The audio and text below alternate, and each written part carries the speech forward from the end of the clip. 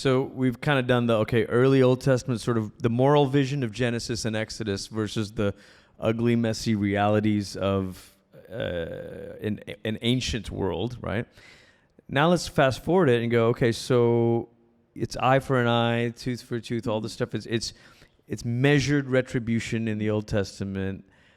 And then in the New Testament, it's like, well, actually, you should turn the other cheek, or you should, So what's going on there? Is God giving us the truth of who he is in doses that we can handle, or is there another way to read this? Yeah. So eye for an eye and tooth for tooth, the first time we see it is in Exodus, I think 22. Right in the middle of the covenant law that God gives them at Sinai. And it is not, it's not there to say, hey, if somebody hurts you, hurt him back. Like, that's not the point of eye for an eye. It's actually a restraining measure to make sure that the punishment fits the crime and it's not out of proportion. So if you cut me off on the freeway, I'm not going to lynch you, right? Like, there's a proportionality to punishment and crime. And that's what the covenant code is all about. It's all about who's responsible and how to take responsible for neighborly behavior. So it's outlining all sorts of things that could go wrong in a community. Yeah. And then what is an appropriate way of making restitution in those situations? So eye for an eye is not saying if someone get them, like go gouges bully, out your eye, bully. then you have to gouge out their eye. It's actually just saying the worst you can do to them is gouge out their eye in payment. But it's not actually saying you have to do that. And so even in the Old Testament context, even in Exodus, there's an opportunity for you to say, well, they can just pay a fee instead. You were being, really rash in your actions, and you knocked out my eye. Yeah. I'm not going to knock out yours, but you're going to have to cover my lost wages and give me a sum of money because now my earning potential has been depleted or decreased.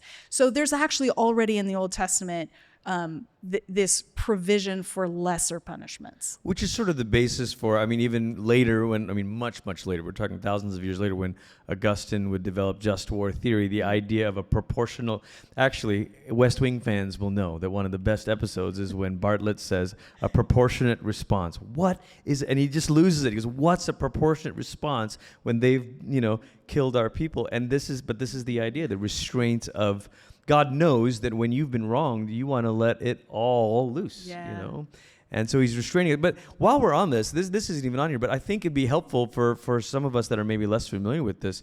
So that's a restraint on vengeance. Mm-hmm. But there was also accommodations made for manslaughter, accidents, cities of refuge. Yes. Do you want to unpack some of that? Sure. Give us I guess what I'm trying to help is give us a bigger picture of God's vision of justice, rather than, I think we have this little bit of a very simple sketch that Old Testament justice was just angry and vengeful.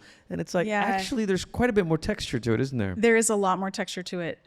So cities of refuge are one way to talk about it. I'm going to talk about a Goring ox instead, if you don't mind. Well, there's all sorts. It's 21. It's the end of 21. So there's a bunch of laws in the covenant code in Exodus. And for those of you who don't know, I live in Exodus every day. I'm like a week away from finishing a 7-year commentary project on Exodus. So I'm like, this is where I am all the time. How many words is that commentary on Exodus going to be, Carmen? 255,000 words, which is, for those of you who don't do word count, is about 750 pages.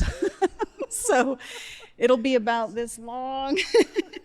Anyway, so Exodus is where I live. I've got an example from Exodus for anything you have, any question you ask, which is what happens when you marinate in a text this much.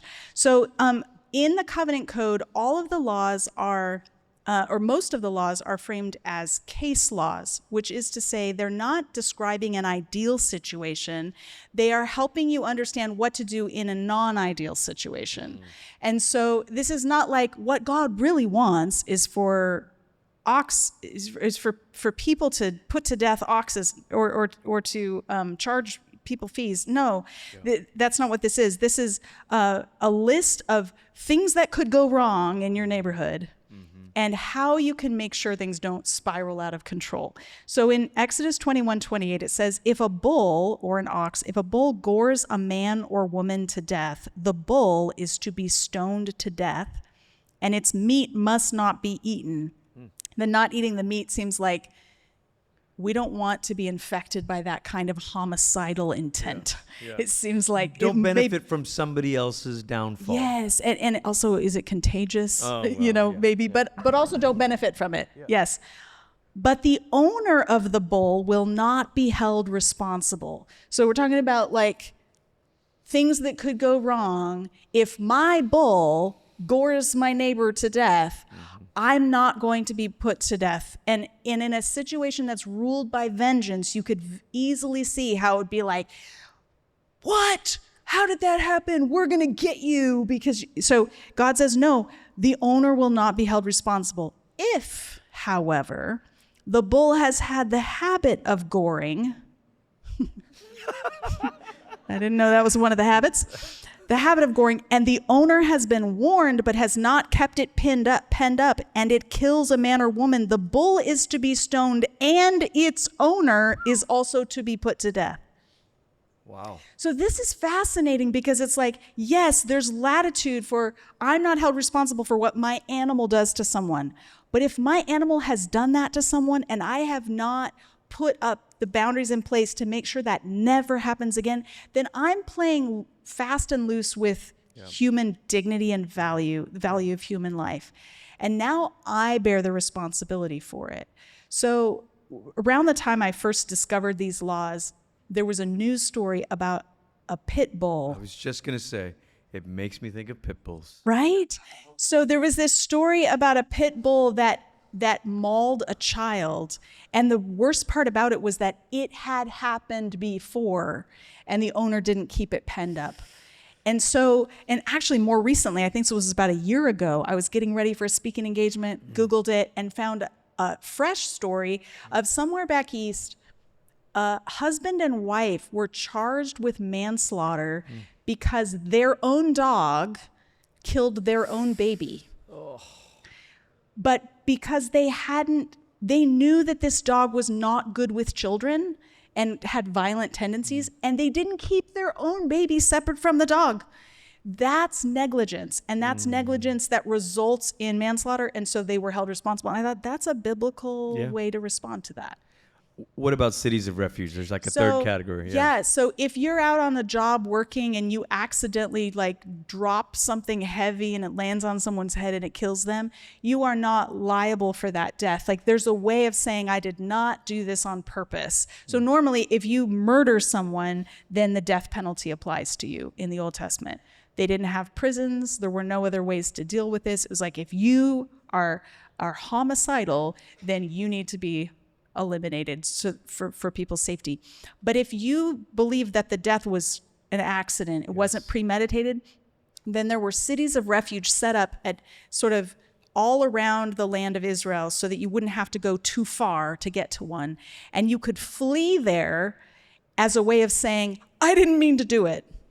And whoever was trying to take vengeance against you was not allowed to enter that city and get you. And so, I mean, there are some cities of refuge, even in the U.S. today, like cities that have said, we will harbor people who maybe didn't get here legally or don't have the right paperwork, right? So there's it's a similar concept. Yeah, and weird parallel. I mean, I think the intent in the Old Testament is an accident, like this is an accident, so that you don't get to be tried for something without the intention. Right. I mean, it does seem like if we're sketching out some of these ideas of justice, you have on one category, you have these laws are a restraint for vengeance.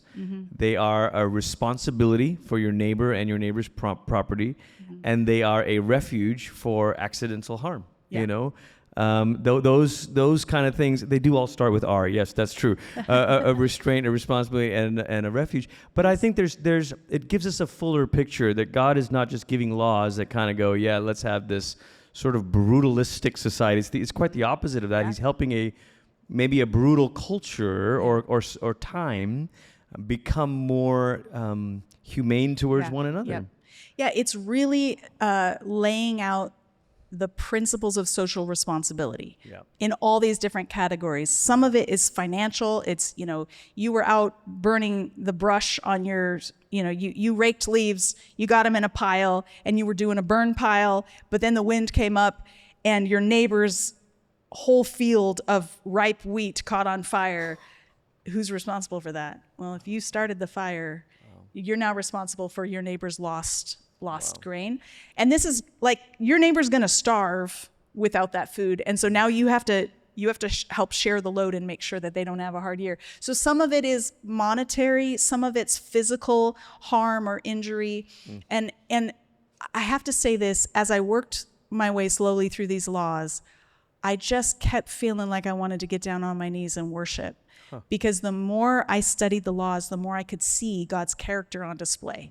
That he is actually setting up guardrails to protect the vulnerable and to make sure that people are not exploited. Over and over again, that's what's going on.